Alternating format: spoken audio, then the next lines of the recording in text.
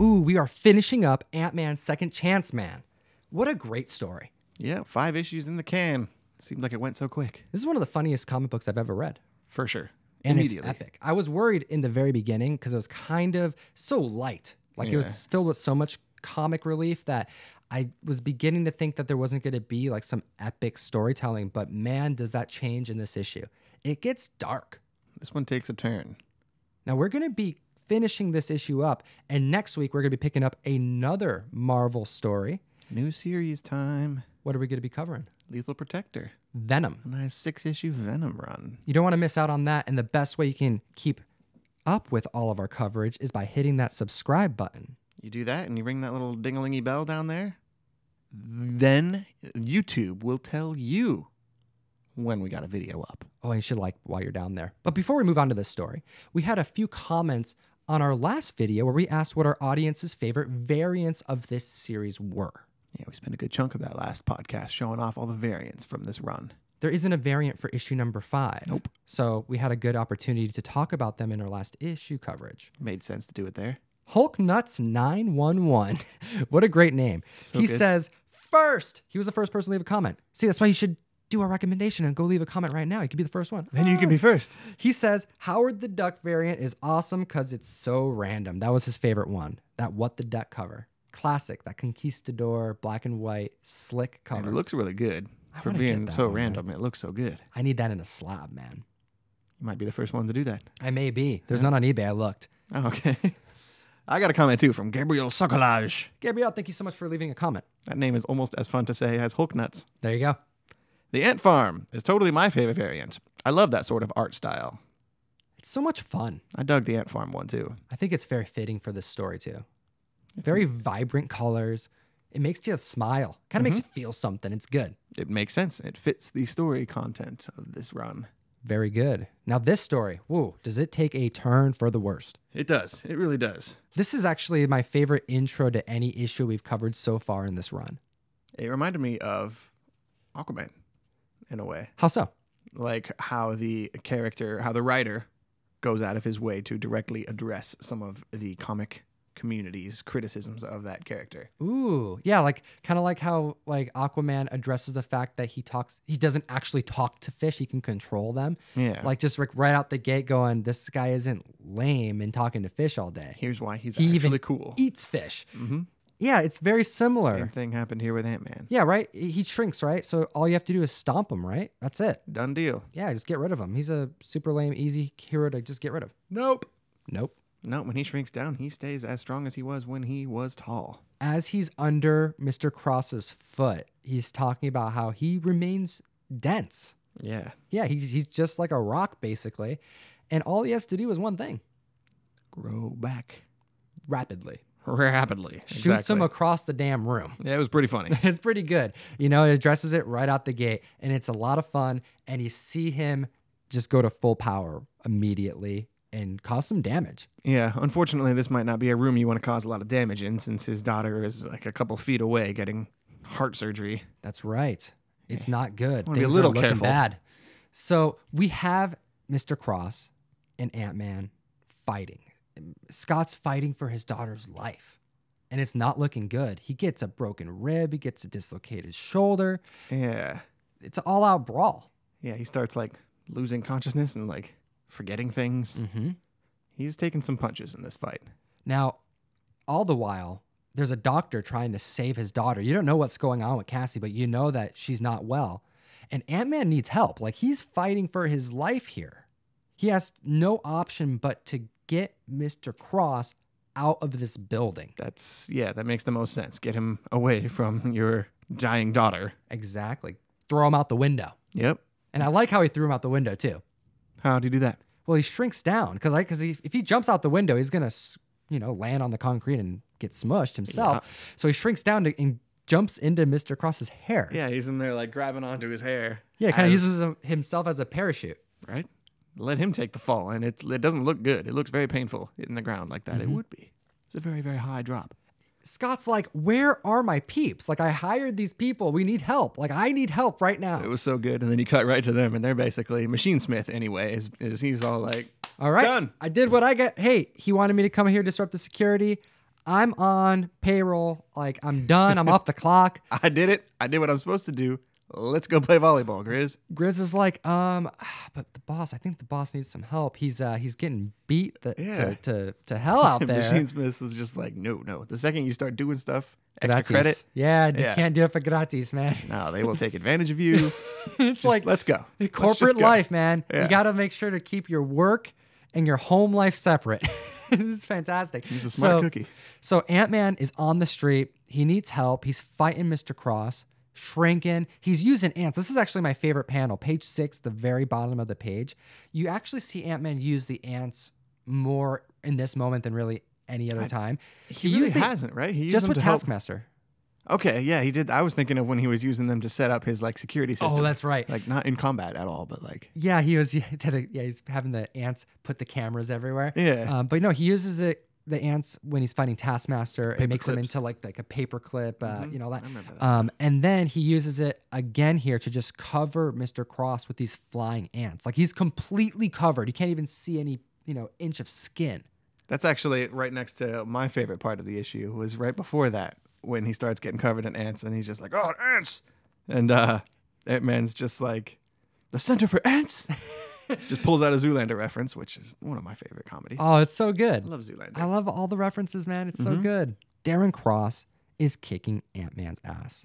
Scott Lang is in trouble. It's not looking good for him. And then something happens. Something that, like, technically it's really good, but it means something terrible has happened. Yeah, he starts to like shrink Darren Cross. There's only one reason why Darren Cross would start shrinking. He's got Pym particles inside of him because he's got Cassie Lang's heart inside of him. Oh, we find out that the surgery actually took place. And that it had an unintended side effect. Not only did it reanimate the guy and bring him back to life, but he can now shrink. It doesn't appear to be voluntary, but maybe it will be once he figures out how it works. He gets away. Yep. So his kid swoops in on like a speeder bike straight out of Star Wars and starts blasting them with lasers, and he hops on and they make a quick getaway. Scott Lang realizes that this happened and he goes to see his daughter, and Cassie's on the operating table. And fortunately, the doctor there is trying to save her. They put a different heart inside of her, but it's not accepting. Scott's got to go into his daughter, shrink into her bloodstream to make this heart work. Yeah, that was a cool way to... The climax of the issue, so to speak, is not a fist fight with his arch nemesis on the streets. It's a really good point. It's like this scary, kind of depressing, heartfelt family moment inside of his daughter's blood stream. Yeah, he's shooting off like beams to get rid of the bad white cells that can't be in there to reject the heart. He's trying to save his daughter. And all the while that he's just, he's in the bloodstream just trying to save his daughter, he's thinking about how this is only happening because he's here in Florida. This is only happening because of him, that he's not a hero, that he's failed. Like him being here inside his daughter in this moment, having to save her, he's already failed. And he's realizing it now. And it's super sad. Yeah, I did not expect this from this issue. I didn't think that they go through the surgery. I didn't think that his daughter would be in danger at all. Like it's just a kid. It's a comic book. Yeah, kids are safe in stories usually. Fortunately, he saves her. And you would think like, oh, this is going to be a terrible conversation with his wife. I mean, how do you explain your daughter having to get a heart transplant? Like, have you seen someone get a heart transplant? They have a freaking scar right down their chest. Yeah, and his wife has not been a happy camper like at any point throughout this entire run. So you expect her to like kind of take Scott's head off here, but you think that he's going to straight up lose custody. Like he's basically fighting to see her for any time he can. Fortunately, Dr. Sondheim covers for him. Yeah, she tells Scott's wife a pretty intense sounding cover story that she had a normal heart issue that happened and they had to bring her in for emergency surgery. She doesn't mention any supervillains or hostage situations or forced heart removals. Nothing like that. If anything, she kind of gives Scott Lang kudos and says he was the reason that Cassie was saved. That she called him. Doesn't remember anything, doesn't remember the kidnapping, but if it wasn't for Scott, she may have been dead. Definitely. So Peggy, Scott Lang's wife, actually starts to like change a little bit, gives him credit for saving their daughter, and actually tells him, hey, you know what? I know I was on the fence about you being up here and seeing Cassie, but you know what? If this is like, if you know, I'm starting to accept it, and she's okay with it. Yeah, like you clearly helped out. If you weren't here, then things could have been way worse. Right. So, I guess it's okay to have you around for a while. But this is where we see character growth, because he makes the very, very hard decision to not stay. And this is where it really gets sad. Like, this is how the story ends, is that he has to leave his daughter. He has to leave his family because he knows that if he's around, he's going to put her in danger. He's going to put Peggy in danger, anyone he loves in danger. And he is ashamed of it. It seems like he came to this realization when he was shrunk down inside of his daughter's bloodstream, saving her life. Sure. Like, he came to that realization as he was going through all that. Like, I'm the cause of this. This is my fault. This is because of me. This wouldn't be happening if I was not here. I'm no superhero. Yeah. Man, it's rough. He acts on that too while she's asleep. He just gives her like a little tiny goodbye kiss and shrinks off into the night. And that's how it ends. Man, I like it. I like that this is how it ends, because it wouldn't be fitting to end on a high note. Like, everything's fine. He gets what he wants. Like, all you have to do is try. No, this is a story about struggle. The villains in this issue are all struggling to survive and put food on their table.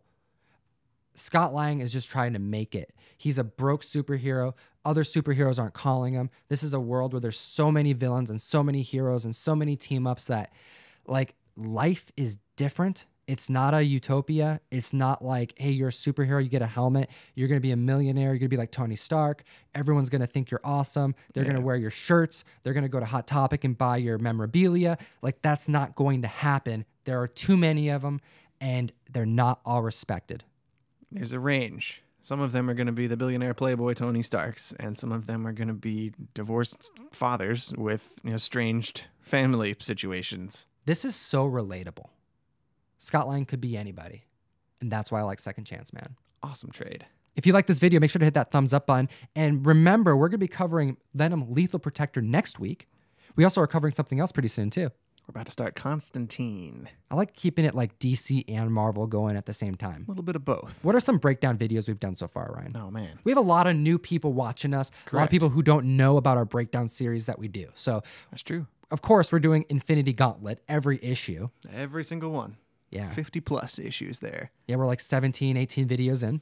If you check out the playlists section of the Comic Tom 101 YouTube channel, you'll see that we have breakdowns of Aquaman the Trench. Yes. 4 issues there. We've now, after this video's out, we've got a complete 5-issue breakdown of Ant-Man, Second Chance Man. You have the Infinity Gauntlet, of course. Is that it? Is that all we've done? And that's all we've done. Those 2?